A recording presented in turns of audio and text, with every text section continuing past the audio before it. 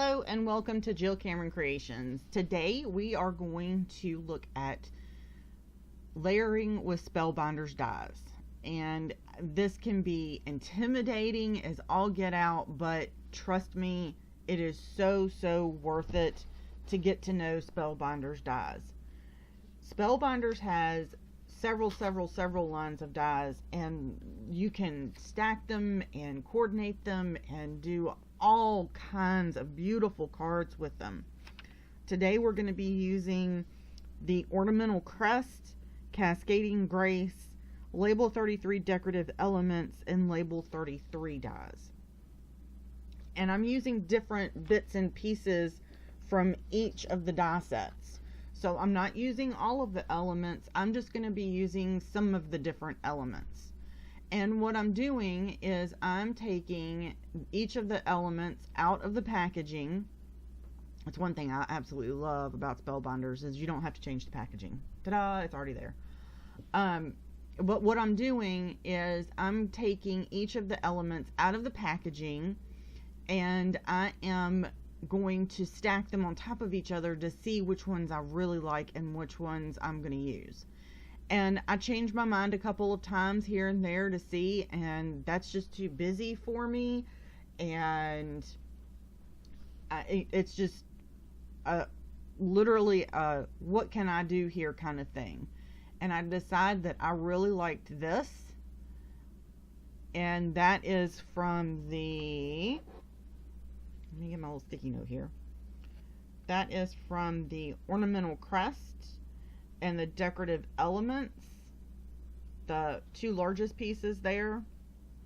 And then I'm going to take and do the swirly thing is out of Cascading Grace, and then the label is out of the Decorative Elements.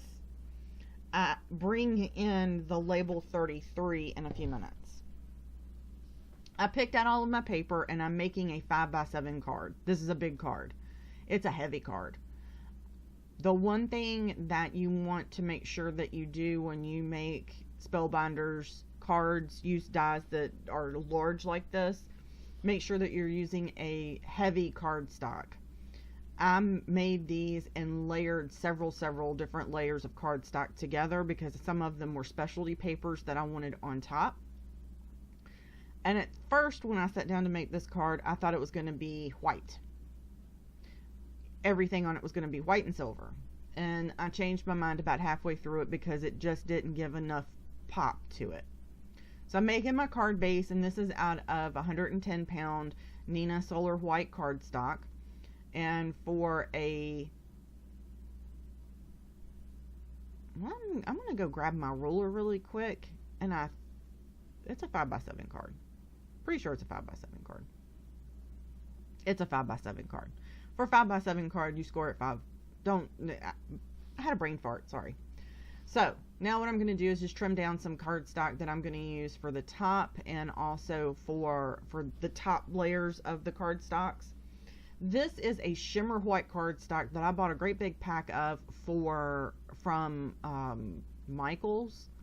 And I'll see if I can find it again and link to it in the description below, but I'm not sure I can actually find that cardstock anymore because it was a specialty cardstock that they had like right before Christmas. But I'll see if I can find it. It's pretty lightweight. It's not something that you would be able to make a card base out of because it's a pretty lightweight cardstock. But it has this pearl shimmer to it that's really gorgeous. So one thing I wanted to show when you start taking your papers and stuff out of Spellbinders dies, Spellbinders dies are really heavy duty, and they're meant to be dies that you can also emboss from. Absolutely gorgeous. So regular die cutting, I'm just putting it through my die cut machine like you normally would. I'm using my tool-in-one to clean out the die really quick and get all the extra pieces out of it, and clear out any of the teeny tiny little holes and that kind of thing.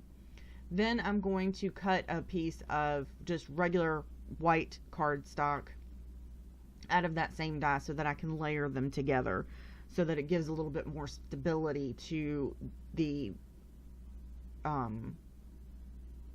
shimmery piece of paper. The shimmery piece of paper kind of has a little bit of a finish on it as well. So if you wanted to use it to do some coloring on, like with Tombow markers, you could probably do that and it wouldn't warp the paper. Sometimes when you do inexpensive papers, though, it does immediately pucker that paper and you can tell that it's been wet. So if you wanted to try that, though, you definitely could. So just clean that out, and then I'm going to set this to the side and clean up my mess because there is a ton of teeny tiny little pieces all over the place. So I'm going to clean that up, and we're going to move on to the next piece. For the next piece, I'm using that decorative label oval to go over top of this, and I learned something about the new shimmer papers that are out, that are those glittery papers that look like they're glitter paper, but the glitter doesn't come off, and they're generally called shimmer papers. Not all shimmer papers are created equal. I bought a bunch of it for Christmas to do some Christmas cards with from Michael's, and it was a big 12 by 12 pad, and it was a really good value. And it had white and gold and silver and red and green in it. Well, I knew that I would use the white and the gold and the silver a lot. So I went ahead and got it, and I die cut that oval from the white cardstock, the white shimmer cardstock. And I ran it through 3 times, and it still did not cut all the way through on the swirly bits on the edge. It just didn't. Have no idea why this would. It's like it has this weird backing on it that keeps it from cutting all the way through. It's just slightly strange.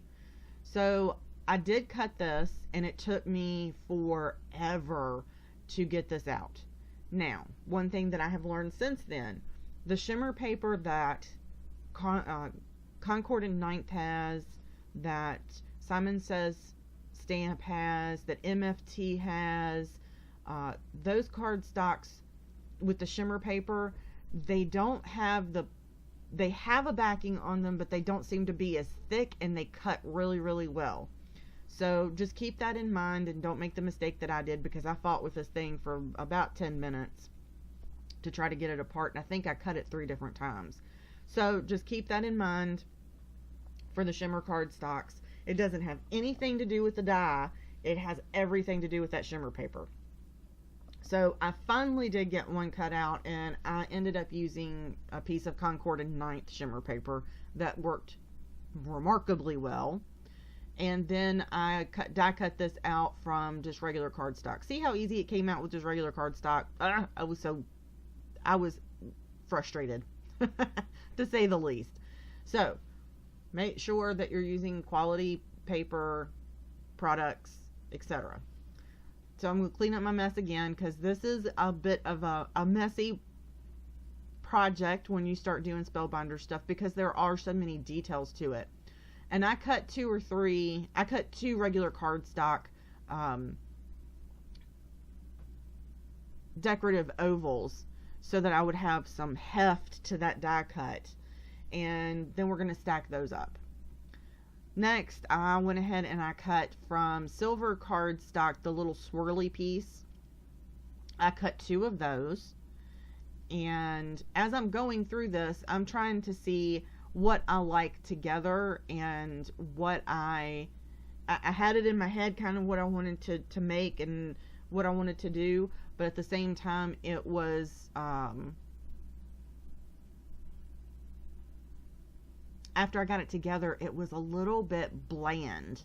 So cards change in form as you're working with them, and don't be scared to change your original idea and make it better.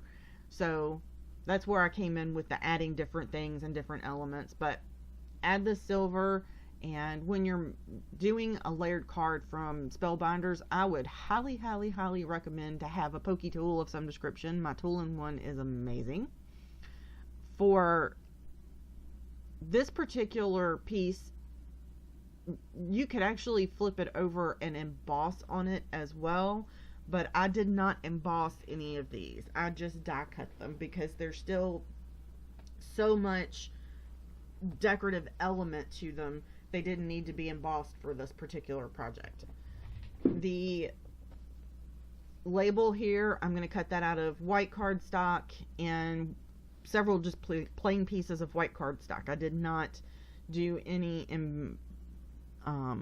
embossing on this either, and I just wanted this on plain cardstock. That's where I'm going to stamp my sentiment. So I cut a couple of those, and I'll stack those up as well. The silver, I did not cut but one of those each, and I did not cut anything else out of white cardstock for them. Those are just plain. The silver cardstock that I'm using is some pretty heavy duty stuff, so I didn't feel like I needed to, and I'm wrapping that around this white element that I'm cutting, so I didn't want it to be so heavy that it would bend the white element and it wouldn't fit into wrap around it. So we're going to clean up one more time, get all the little spare pieces out, and I'm telling you that Tool-in-One is just absolutely amazing for this. I made this card back before Christmas, so I'm kind of reliving it along with y'all seeing it.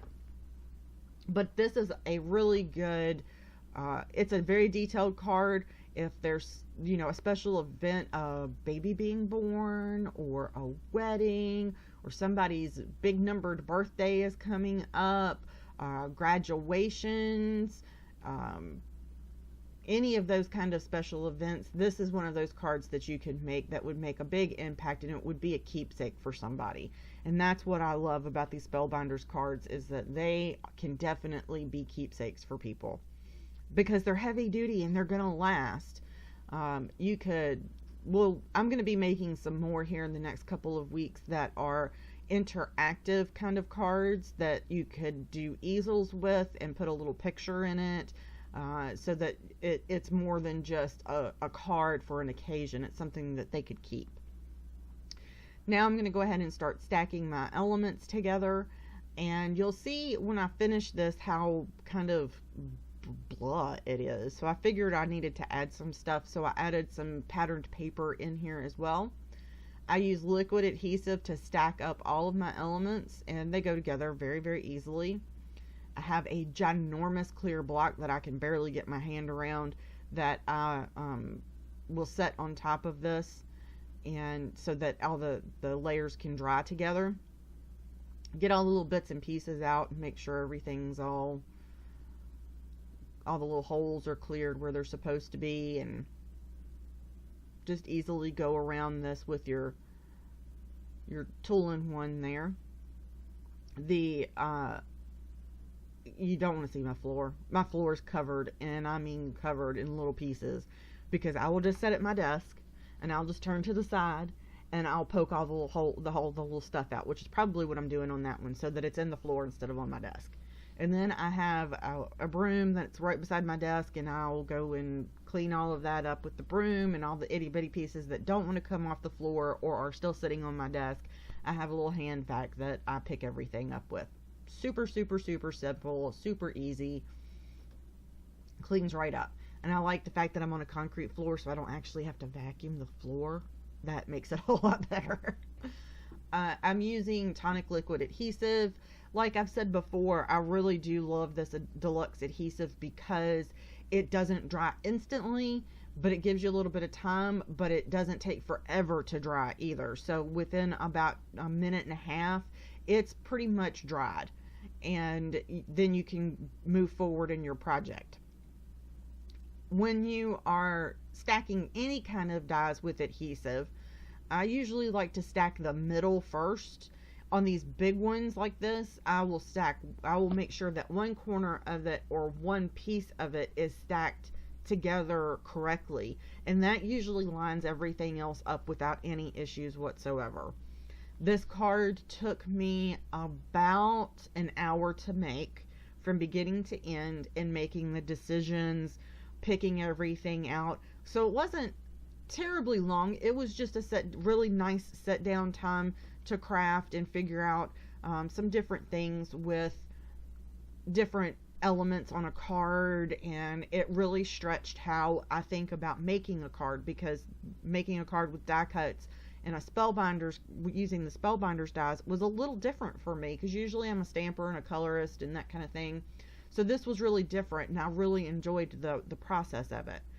Now, a little history about why I looked at this. I do have the subscription to Spellbinders, Die of the Month Club, small and large, and now the new Amazing Paper Grace.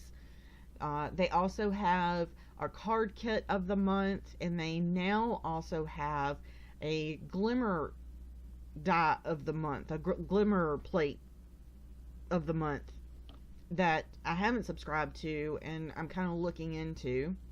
I honestly want to wait for the We Are Memory Keepers foil quill to come out before I make any other investments in the foiling plates, but we'll see. So I've gotten everything together here, all stacked up and pretty, and everything's kind of drying, and I give it just a minute for that. And I stacked everything up on the white card base, and it was bland. See how you really can't tell the difference between the background and the white and the silver on there? The silver really pops off because it's a different color, but the rest of it's just kind of it's just bland. So don't be scared, like I said, to change how you create a card. Don't be scared to change your mind. Put it on that white background. Oh my goodness, it's just bland, bland, bland, bland. Even in person it was bland. So I went and found some papers. Woohoo! I can't tell you where this is from.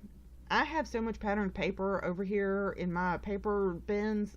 I have no idea where this came from. This is pearlized paper, and it's absolutely gorgeous, but I have no clue where it came from. Bought it years ago, and I had a coordinating piece, and no idea where this stuff comes from. It wasn't even anything on the back of the paper to tell me where it came from, but it was a pretty heavy duty piece of paper, and it's pearlized, and it has these gorgeous elements on it, and it all goes with all of this stuff. And what I'm doing now is trying to figure out if I want to cut this or to put over top. I wanted to go over that label, or do I want to put something else in there? And that was too big. So that was part of the ornamental crust, and it was too big. So I went to my Spellbinders dies, which I keep in a little thing from IKEA, and I found the labels, and these actually coordinate with it's a label 33 with a label 33 creator element, and that allowed me to make something that would go just on the inside of that oval with all the filigree looking stuff on the outside of it. And that allowed me to have some pop in that card, to have some beautiful areas in that card. And now we'll just layer this back up, and I don't even stop to think, oh, is that going to look good? Because I already loved it. I absolutely loved it.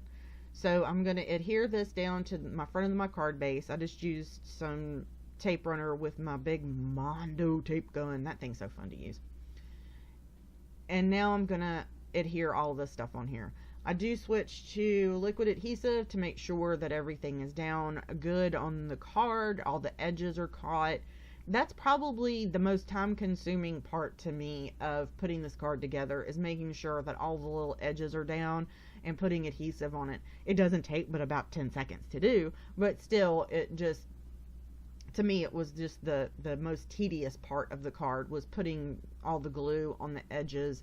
Even when I was stacking stuff, that was the most tedious part of the card. And making sure that all the little spots were going to stick down. And of course you put adhesive in the middle, make sure it sticks down, move your thumb, Jill, so you can get adhesive there too. Flip it over, and it does give you a minute to make sure that it's all adhered and squared to the card. That's one thing I love about using adhesives. And I'm sorry if you hear the dog yapping next door. That's a very, very loud dog. I'm going to pop up some of these elements and use some foam tape. And this is Scotch foam tape. And I'm not real worried about getting all of the little elements absolutely, getting Scotch foam tape covered on the back of it 100%. Not really worried about that because this is a heavy duty card. It's not going to bend very easily in the mail. So I centered that up, made sure that the top and bottom were centered, and then the sides were centered. That was pretty easy. I'm adhering something down on this glimmer paper, so I used liquid adhesive because that's going to stick a whole lot better than tape runner will. And it will stay there. Now, we need to add our sentiment. And what I use to find a sentiment most of the time is I pull up my Evernote. And I type in the sentiment that I want to find which stamp set has it. And then I can go directly to it. I have a picture of it in there. I have stuff tagged in there so that I have all of my sentiments listed by the stamp set. And if you want to find out more about how to do that, head over to my blog. There's actually a little pink drop down at the top that says, oh, learn more about how to keep track of your crafty inventory, and you can sign up to receive that tutorial over on my website, and it's jillcameroncreations.com.